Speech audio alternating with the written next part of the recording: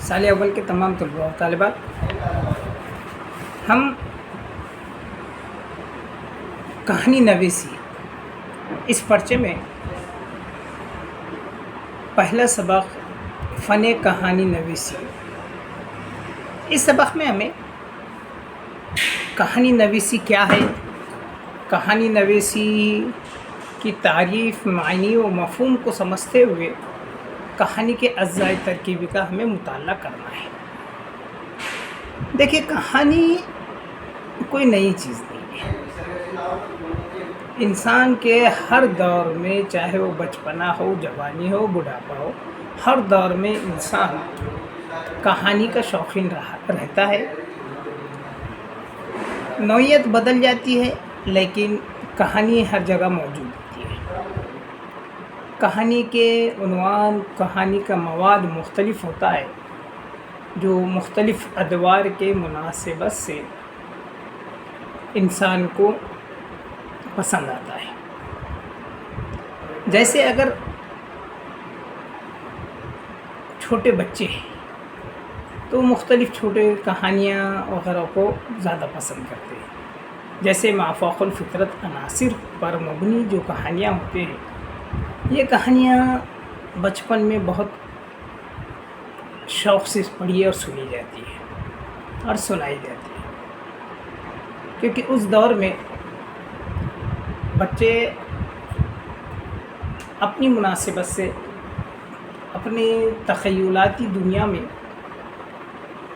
ایسے عناصر کو زیادہ پسند کرتے ہیں جو ان کے لیے تجسس کا باعث ہو۔ جیسے ہم نے دیکھا ہے کہ اسپائڈر مین ہے، میں آج کے حساب سے ڈورامون وغیرہ ہے، یہ چیزیں ایسی ہوتی ہیں کہ جو انسان سوچ نہیں سکتا ہے، ویسے ہی اسی طریقے سے کہانیاں کا مواد ہوتا ہے۔ تو یہ دور میں بچپن بچوں کو یہ ہوگا، یہ چیزوں میں دلچسپی ہوتی ہے۔ بڑے ہوتے ہیں جب نوجوانی کا دور آتا ہے، اس دور میں اس دور کے نوجوانوں کو کچھ تفریحی، رومانٹک جو چیزیں ہوتی ہیں، ان چیزوں کی طرف لگاؤ زیادہ ہوتا ہے، ان کی رغبت اس طرف زیادہ ہوتی ہے، اس لیے وہ اس طرح کے کہانیوں کو زیادہ پسند کرتے ہیں، چاہے وہ کہانیوں کی بات کہیے یا مختلف ڈرامے یا فلم، موویز وغیرہ کے اس پہ ہو سکتے ہیں۔ اس کے علاوہ اس دور میں ایڈونچرس وغیرہ جو ہوتے ہیں، مہم جو، ان کہانیوں پر بھی منحصر کہانیوں کو زیادہ اہمیت حاصل ہوتی ہے، اور اس دور میں کہانی انسان سنتا ہی ہے۔ اب جب اس کے بعد کے دور میں آتے ہیں تو وہاں پر مختلف قسم کے نصیحت آمیز سبقی، اس میں تجرباتی پر مبنی کہانیوں کو زیادہ اہمیت حاصل ہو جاتی ہے۔ اس کے علاوہ خاص کر ہلکے پھلکے لطائف وغیرہ بھی بڑھاپے یا ضعیفی کے دور میں کافی اہمیت کے حامل ہو جاتے ہیں۔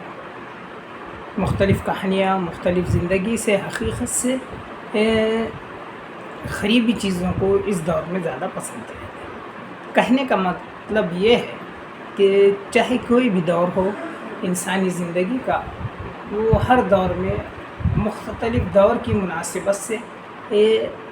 کہانیوں کو سنتا ہی ہے۔ یہ آج سے ہی نہیں بلکہ عہد قدیم سے ہی بھی یہ روایت جاری ہے۔ مختلف چیزوں کی یہ باتوں پر ہم نے دیکھے ہیں، اگر ہم مختلف